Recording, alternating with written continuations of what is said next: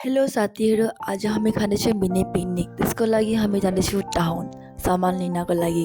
Guys हेर्नु हाम्रो यो गाउँको नजारा। त्यसको पछि हामी पनि जाँदै थियो र हाम्रो टाउनतिर। अनि यो बहिनीले मलाई सोधिन् कि दिदी तपाईँलाई शरम लाग्छ छैन भिडियो बनाउनु? नयाँ बहिनी मलाई शरम लाग्छ छैन। अरे यो मेरो फर्स्ट ब्लग हो अनि यो थियो न्यू इयरको भिडियो। जाँदा जाँदा हामी पनि टाउन पुगिसक्यौँ। त्यसको पछि हामी लाग्यौँ दोकानतिर। दुकानमा पनि टक्क सित्तलाई एन्ट्री गर्दै थिएँ। त्यसको पछि हामीले अङ्कललाई भने अङ्कलले त्यही सामग्रीतिर दिँदै हुनुहुन्थ्यो। अनि अङ्कलले सोध्नुभयो अरू के चाहियो कि? त मैले भने अङ्कललाई यो चाहियो भनेर। त्यसपछि अङ्कलले पनि दिँदै हुनुहुन्थ्यो सामान। त्यसपछि अङ्कलले भन्नुभयो एउटा सामान छैन भनेर। अनि पछि यो बहिनीले सोध्दै थिइन् कि दिदीले के गर्दै हुनुहुन्छ भनेर। ल शरम पनि लाग्छ न यो अङ्कलको सामने भिडियो बनाउनु? नयाँ बहिनी मलाई शरम लाग्छ न। अनि मैले यो मेरो फर्स्ट ब्लग हो भनेर तपाईँलाई पहिला भन्दै थिएँ। त्यसको पछि अङ्कलले पनि सामानहरू टक्कसितले सामान पेक गरेर राखिदिनु भयो।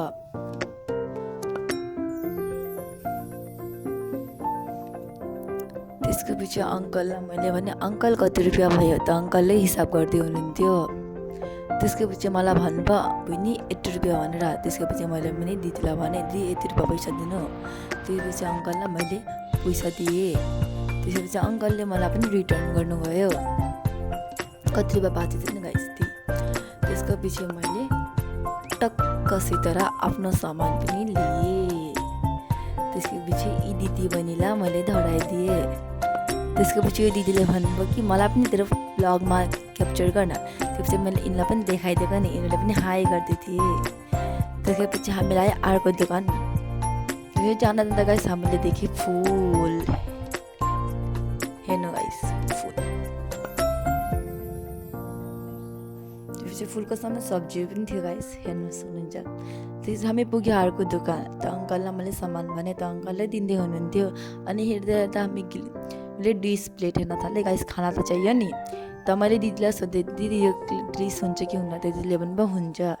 त्यसको साथमा मैले गिलास पनि हेरेँ र पानी खाना त चाहियो नि। त्यसको पछि अङ्कललाई मैले सोधेँ अङ्कल यो गिलास कति रुपियाँ हो भनेर। त अङ्कलले धेरै दाम भनिदिनु भयो। त मैले पनि टक्कसित लिएर टक्कसित राखिदिएँ। त्यसको पछि हाम्रो सामान पनि भएर हामी घरतिर लाग्यौँ। घर जाँदा जाँदा मेरो आफ्नो फेस पनि देखाएको नि गाइस। हाम्रो यहाँ त बहुत जाडो छ, तपाईँको त भन्नु होला कस्तो छ।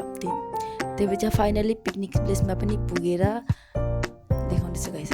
त मैले भाइलाई भने भाइ काम गरेँ चुल्हा बना। त अरू सानो केटाकेटीलाई मैले दाउरा खोज्न पठाइदिएँ। त्यो भाइले पनि पुरा मजाले चुल्हा बनाउन थाल्यो। अनि चुल्हा बनाइसकेपछि गाइस मैले कराही सराही बसालेर पानी गरम गर्न थालेँ, किनकि पास्ता बनाउनुपर्छ अहिले। पास्ता बनाउन निबु बहिनीलाई मैले काम गर्दै प्याज काटेन भने गाइस त हेर्नु हाम्रो भ्युज नजारा।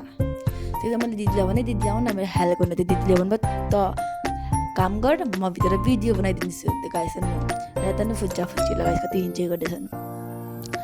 अनि मैले पनि पास्ता हाल्न थालेँ पानीमा खुलेर बेकार। अनि एउटा भाइलाई भने आउन मेरो हेल्प गर्छ। भाइले हेल्प गर्दै थियो। अनि बहिनीलाई न तू मेरो से प्यार गर्दै कि नि गर्दैछन् गाइस।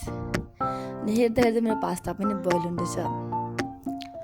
पास्ता भएपछि भाइले भन्यो आउनु त्यो तपाईँको हेल्प गरिदिन्छु र रिङ पापड फ्राई गर्न थाल्यो। अनि म यता पास्ता बनाउन थालेँ। अनि बिचरा यो बहिनी हेर्नु न के गर्दैछन् यता हेर्नु गाइस। हेर्नुलाई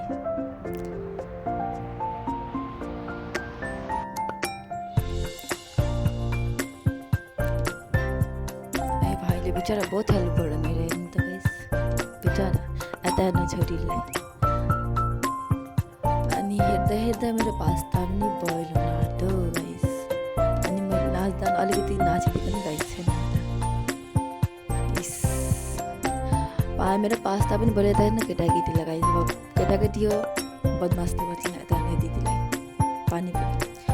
त गाइस मैले देखाइदिएको चाहिँ के थियो हाम्रो यहाँ मिनी पिकनिकमा हेर्नुहोस्।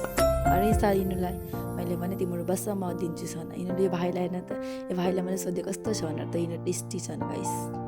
यता हेर्नु यो दिदीलाई हेर्नु गाइस के भन्ने एउटा यति थियो हाम्रो।